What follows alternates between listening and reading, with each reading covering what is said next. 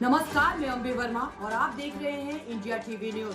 तो चलिए आगे बढ़ते हैं कुछ खास खबरों की ओर। प्रदेश भर में आज काला दिवस मना रही बीजेपी। योगी बोले, देश को गुमराह करने वाले, लोकतंत्र को खत्म करने वाले जनता से माफी मांगे। लखनऊ के मुख्यमंत्री योगी आदित्यनाथ ने इमरजेंसी की 50वीं वर्षगांठ पर कहा, कांग्रेस पार्टी को संविधान का गला घोटने के लिए देश की जनता से माफी मांगनी चाहिए। उन्होंने कांग्रेस की सहयोगी पार्टियों पर भी निशाना साधा। बीजेपी आज पूरे देश में और यूपी में काला दिवस मना रही है। लखनऊ में अपने आवास पर सीएम योगी ने कहा, कांग्रेस ने संविधान का गला घोटते हुए लोकतंत्र को खत्म करने की साजिश रची थी। रात के अंधेरे में 25 जून 1975 को श्रीमती इंदिरा गांधी ने लोकतंत्र को नष्ट करने का प्रयास किया था। तब विपक्ष के नेताओं को बंद करके लोकतंत्र के गले को पूरी तरह से घोटने का प्रयास किया था। 50 वर्ष बाद हम इमरजेंसी की यादों को स्मरण करते हैं तो स्वाभाविक रूप से कांग्रेस के चेहरे बदले होंगे, लेकिन उनका चरित्र और हाव भाव वही है।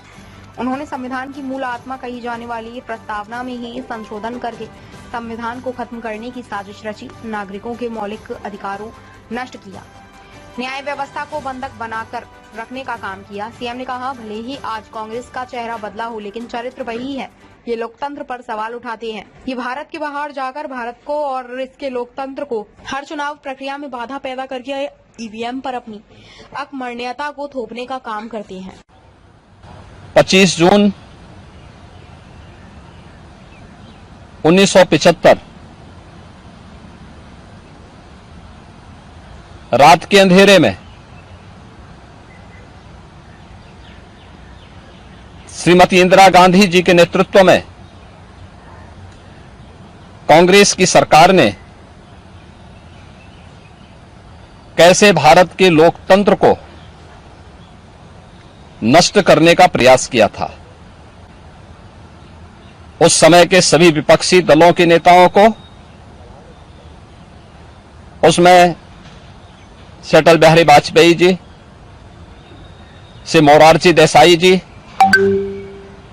श्री जयप्रकाश नारायण जी, श्री लाल कृष्ण आडवाणी जी और विपक्ष के सभी नेताओं को बंद करके लोकतंत्र के गले को पूरी तरह घोंटने का प्रयास किया था। आज जब 50 वर्ष के उपरांत हम इमरजेंसी की उन यादों को स्मरण करते हैं तो स्वाभाविक रूप से कांग्रेस में चेहरे बदले होंगे, लेकिन उसका चरित्र, उसके हाव भाव आज भी वही है जो 1975 में एक बर्बर चेहरा उस समय में कांग्रेस पार्टी का देखने को मिला था। कैसे उन्होंने संविधान की मूल आत्मा कही जाने वाली प्रियम्बल में संशोधन करके उसकी आत्मा को नष्ट करने का प्रयास किया था। कैसे कांग्रेस ने उस समय